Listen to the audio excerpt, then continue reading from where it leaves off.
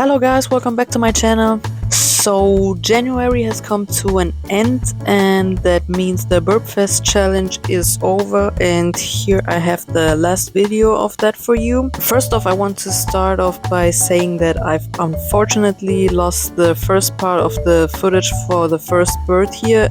I don't know how that video got deleted, but I had enough footage left to include here, so sorry for that guys. I was a bit upset about that, but I can change it. So anyways, January was a very busy and long month. I don't feel burnt out by the challenge, even though I struggled a bit in this month.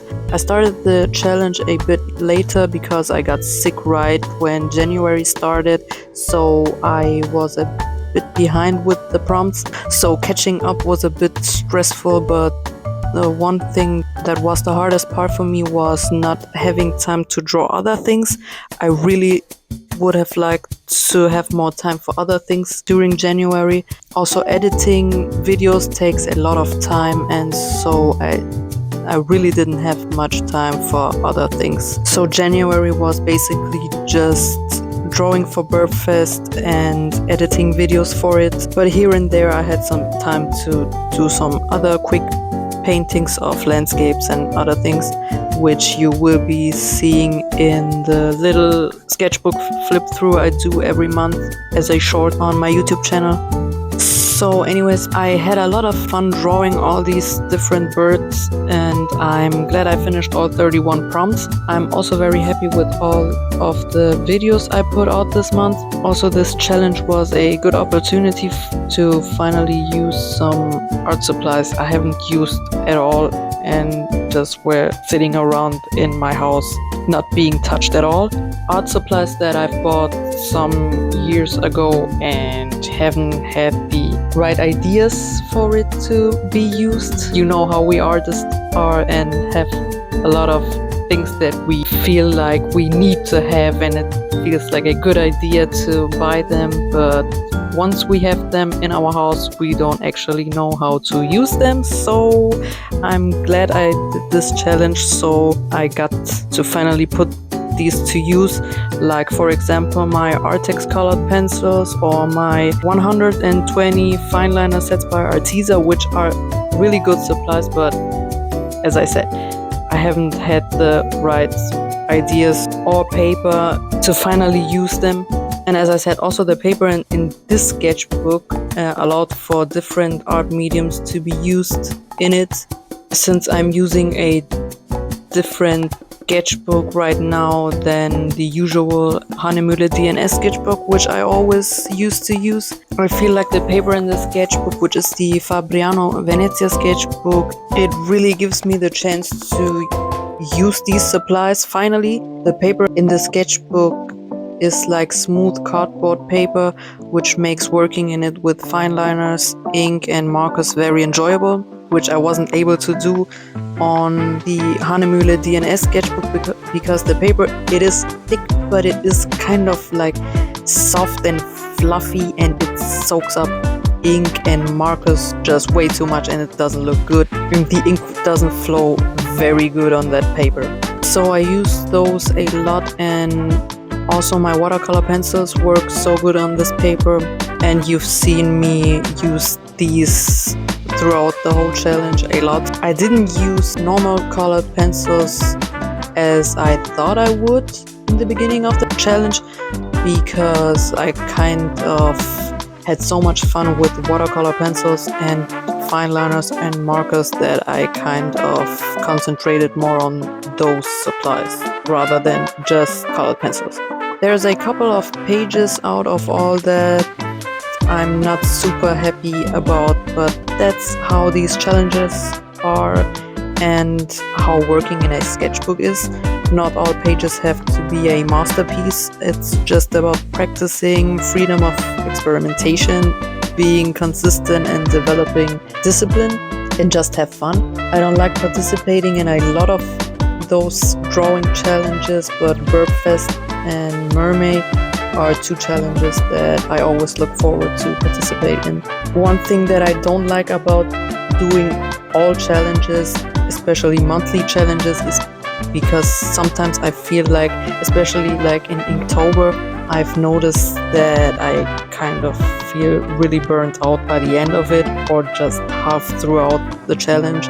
So I won't do these, but as I said, Birbfest and Mermaid, I really like the subject matters of those challenges. That's why I don't get the feeling of being burnt out as much as other challenges. This year's prompt list for Birbfest was very interesting compared to other years. I preferred doing the more colorful birds. I think by the outcome of some birds you can kind of tell which ones I had fun with and which ones I kind of rushed through. But anyways, I will leave you with some relaxing background music, and at the end of this video I will do a flip through of all pages I filled throughout this challenge, so you can have a look at all of them if you haven't watched the other videos. And if you haven't watched all the previous videos, I will link them up here. I have a whole playlist, and so if you like, you can go watch those. Now enjoy the video with some relaxing music.